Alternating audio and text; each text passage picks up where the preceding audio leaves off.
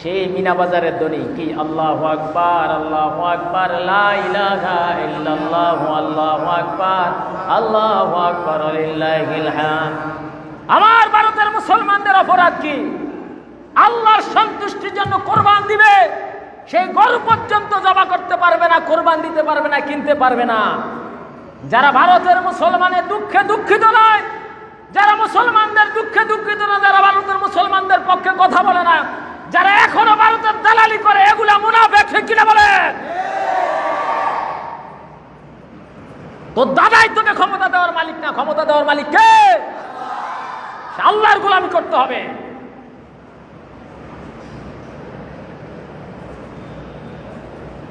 আমার এক মুসলমান ভাই ভারতের, এরাই হলো মর্তে মুজাহিদ, আমরা কি ছাতা মাতা।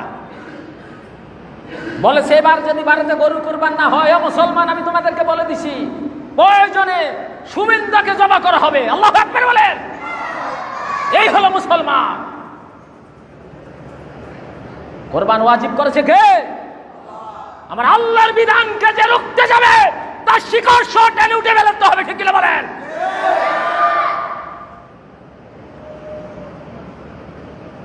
মুসলমান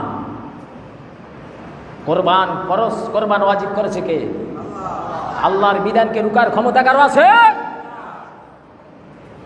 এই যদি এখানে যদি বাংলাদেশের মাননীয় প্রধানমন্ত্রী তারেক রহমান সাহেব আসে, আর আপনি যদি তাকে ইনসাল্ট করেন, তার নেতা কর্মীরা যদি চুপ করে থাকে, এগুলা কি নেতা? এই কথা কেন, এগুলো কি করবি? প্রধানমন্ত্রীকে ইনসাল্ট করলে নেতা কর্মী বসে থাকতে পারবে? আল্লাহর বিধানকে ইনসাল্ট করলে আমরা আল্লাহর বান্দা, আমরা কি বসে থাকবো? ওই জন্য আমরা ভারতের বিরুদ্ধে জিহাদ করতে রাজি আছি, কিনা বলেন? সেই সুযোগের অপেক্ষায় তো আছি। আল্লাহ যদি মিলিয়ে দেয়, আল্লাহ যদি মিলিয়ে দেয়, সেই সুযোগের অবস্থায় অপেক্ষা আছি। দুরূদ শরীফ পড়েন, আল্লাহুম্মা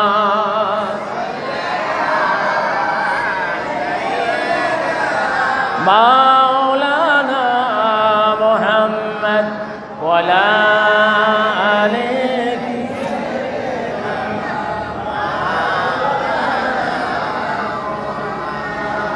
বাস ইব্রাহিম আলাইহিস সালামও খুশি, ইসমাইলও খুশি, জিব্রাইলও খুশি, আল্লাহ পাকও খুশি। সুবহানাল্লাহ কোন। আল্লাহ বলেন ওয়ালাদাইনাহু আন ইব্রাহিম, আল্লাহ ডাক দিলেন ইব্রাহিম, কাদ সাদ্দাকতা রুইয়া, আমি তোর স্বপ্নকে বাস্তবায়ন করেছি। আর ইন্না কাযালিকা নাজিজিল মুহসিনিন, এভাবেই আমার সৎকর্মশীল বান্দাদেরকে আমি পুরস্কৃত করে থাকি। সুবহানাল্লাহ কোন।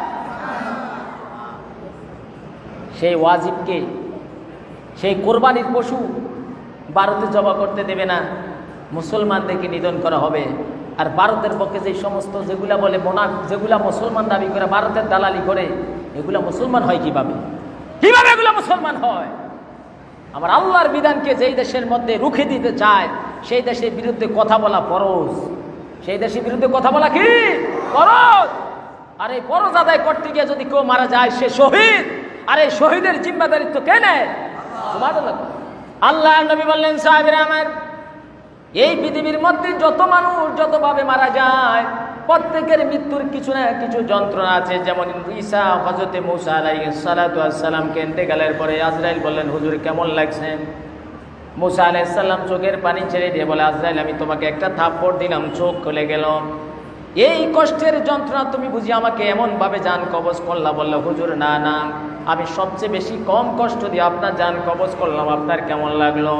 মূসা নবী বলেন, আজরাইল একটা জীবন্ত ছাগলকে জবাই না করে তার শরীরতে সারমা খুললা ওই গায়ের মধ্যে লবণ দিলে যত বেশি কষ্ট হয়, আমি মূসার চেয়ে বেশি কষ্ট হয়েছে। আল্লাহু আকবার। নবী আমার বললেন, সাহাবীরা শুনো, এই পৃথিবীতে এক একটা মৃত্যুর যন্ত্রণা এক এক রকম হয়, কিন্তু আল্লাহর দ্বীন কায়েমের জন্য মুসলমানদের পক্ষে দাঁড়াইতে গিয়া, মুসলমানদের পক্ষে কথা বলতে গিয়া, মুসলমানদের অধিকার প্রতিষ্ঠিত করতে গিয়া, আল্লাহর দ্বীনের জন্য কেউ যদি হাসি মুখে জীবন দেয়, আল্লাহর নবী বলেন, একটা পিঁপড়ার কামড় শরীরে লাগলে যতটুক ব্যথা হয়, আল্লাহর দ্বীনের মধ্যে মুজাহিদদেরকে আল্লাহ পাকের চেয়ে কম কষ্ট দিয়া জান্নাতে পৌঁছায়া দেয়।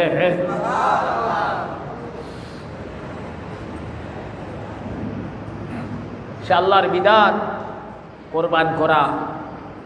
আজ ভারতে মুসলমানদেরকে গরু পর্যন্ত জবাই করতে দেবে না, কিনতে পর্যন্ত দেয় নাই।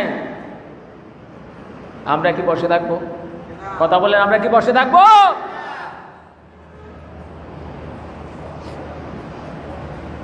আল্লাহ ডাক দিয়ে বলেন, কত সাদ্দাক্তা রুইয়া, ইব্রাহিম তুমি তোমার স্বপ্নকে বাস্তবায়ন করেছো। ইন্না কাযালিকা নাজিজিল মুহসিনিন, আমি এইভাবেই আমার সৎকর্মশীল বান্দাদেরকে পুরস্কৃত করে থাকি। সুবহানাল্লাহ।